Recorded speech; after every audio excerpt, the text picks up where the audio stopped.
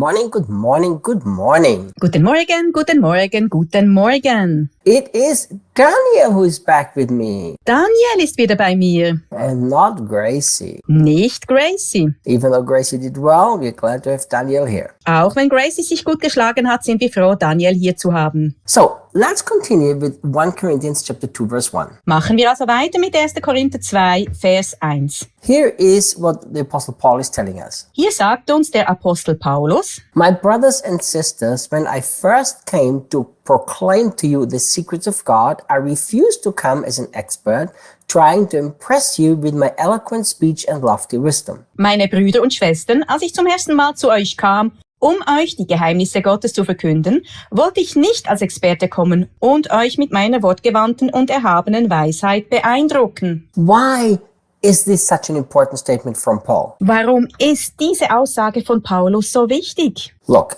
if you are a very simple preacher that is very simple and not highly educated, it's easy for you to say that. Schau, wenn du ein sehr einfacher Prediger bist, der sehr einfach und nicht hochgebildet ist, fällt es dir leicht, das zu sagen. But it's not just anybody who said it, it's Paul. Aber es ist nicht irgendjemand, der das sagt, es ist Paulus. The historians actually say that Paul was one of the greatest minds that ever lived. Die Historiker sagen sogar, dass Paulus einer der größten Denker war, die je gelebt haben. He was highly educated, Er war hochgebildet and he, so historians say, was a genius, und er war, so sagen die Historiker, ein Genie. and he could have brought the most intelligent speeches that anybody could bring. Und er hätte die intelligentesten Reden von sich geben können, die ein Mensch je hätte halten können. But look what he says. Aber schau, was er sagt. He says, I refused to come as an expert. Ich habe mich geweigert, als Experte zu kommen. So he could have, but he refused to. Er hätte es durchaus machen können, aber er hat es abgelehnt. I remember when I wrote my first book, Als ich mein erstes Buch schrieb,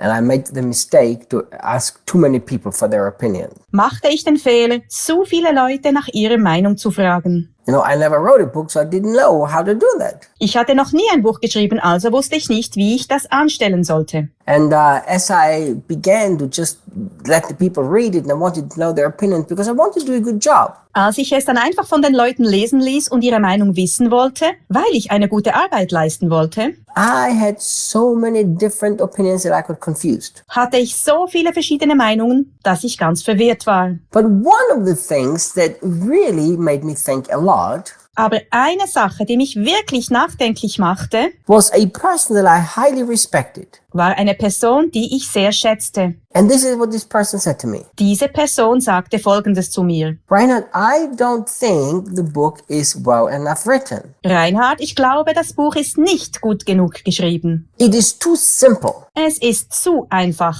You need to write it deeper. Du musst es tiefgründiger schreiben. This is too simple. Das ist zu einfach. So I went away and I thought about this. Ich ging fort und dachte darüber nach, And I prayed about it. betete darüber And I decided that I will not listen to the advice of this person. und beschloss, nicht auf den Rat dieser Person zu hören. I tell you why. Ich sage dir warum. Because if the truths and the secrets of God cannot be presented simply, Wenn die Wahrheiten und Geheimnisse Gottes nicht einfach dargestellt werden können, I think we're making a mistake. machen wir meiner Meinung nach einen Fehler. Because how shall simple people grab hold of the gospel? Wie sollen dann einfache Menschen das Evangelium erfassen? So look what Paul is telling us. Schau also, was Paulus uns sagt. He said that he proclaimed to them the secrets of God. Er sagt, dass er ihnen die Geheimnisse Gottes verkündet hat. So what is he talking about? Wovon redet er also? He's talking about the new covenant, Er redet über den neuen Bund, the gospel. das Evangelium. It was secret until Jesus came and revealed it. Es war verborgen, bis Jesus kam und es offenbarte. Now there's nothing secret anymore. Jetzt gibt es keine Geheimnisse mehr. You know, I used to have this attitude, which I think a lot of people still do today. Früher hatte ich folgende Einstellung und ich glaube, viele Leute denken auch heute noch so. We need to spend a lot of time seeking God Wir müssen viel Zeit damit verbringen, Gott zu suchen and ask Him to reveal His secrets to us. und ihn bitten, uns seine Geheimnisse zu offenbaren. And yes, I will not judge anybody who does it. I used to do this. Ich verurteile niemanden, der das tut. Das habe ich früher auch getan. Until I found out that in Jesus every secret of God was revealed. Bis ich herausfand, dass in Jesus jedes Geheimnis Gottes offenbart wurde. There is nothing hidden anymore. Es gibt nichts Verborgenes mehr. So if you truly understand the secret of God, which has been revealed in Jesus Christ, Wenn du das Geheimnis Gottes, das in Jesus Christus offenbart wurde, wirklich verstehst, and if you look at Jesus, nothing will be hidden anymore. und wenn du Jesus anschaust, wird nichts mehr verborgen sein. Everything will become very clear. Alles wird ganz klar. Then you can only do as Paul did. Dann kannst du nur das tun, was Paulus tat. You have to say, I refuse to come as an expert. Du musst sagen, ich weigere mich, als Experte zu kommen. It's so simple. Jesus and Jesus and Jesus again. Es ist so einfach. Jesus und nochmals Jesus. Look what he says. Schau, was er sagt. Trying to impress you with my eloquent speech and lofty wisdom. Euch mit meiner Redekunst und erhabenen Weisheit zu beeindrucken. Paul could have done that.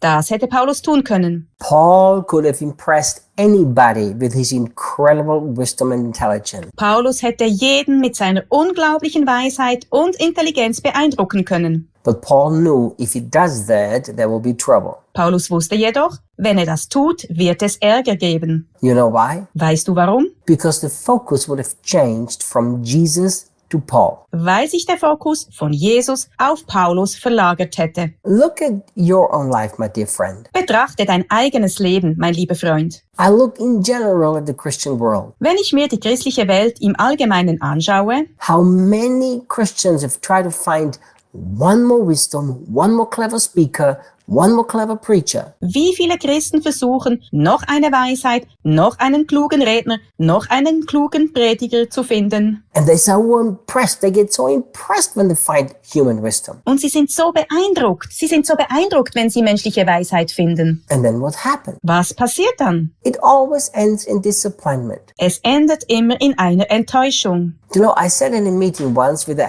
highly intelligent preacher. Einmal saß ich in einer Versammlung mit einem hochintelligenten Prediger, And I really love and respect that man. den ich wirklich liebe und respektiere. And I'm sure that man is a genius. Dieser Mann ist sicher ein Genie. And he was preaching these sermons, you know, and talking about these very deep things from all over the Old Testament. Er hielt die Predigt, redete über diese sehr tiefgreifenden Dinge aus dem ganzen Alten Testament And connecting things of the Old Testament and parables, and it's like very deep. und verband Dinge aus dem Alten Testament und Gleichnisse. Es war sehr tiefgründig. And everybody was impressed. Alle waren beeindruckt. And then I had a conversation with another pastor who was in the meeting. Dann unterhielt ich mich mit einem anderen Pastor, der in der Versammlung war, And they talked about how impressive that Bible teacher is. darüber, wie beeindruckend dieser Bibellehrer war.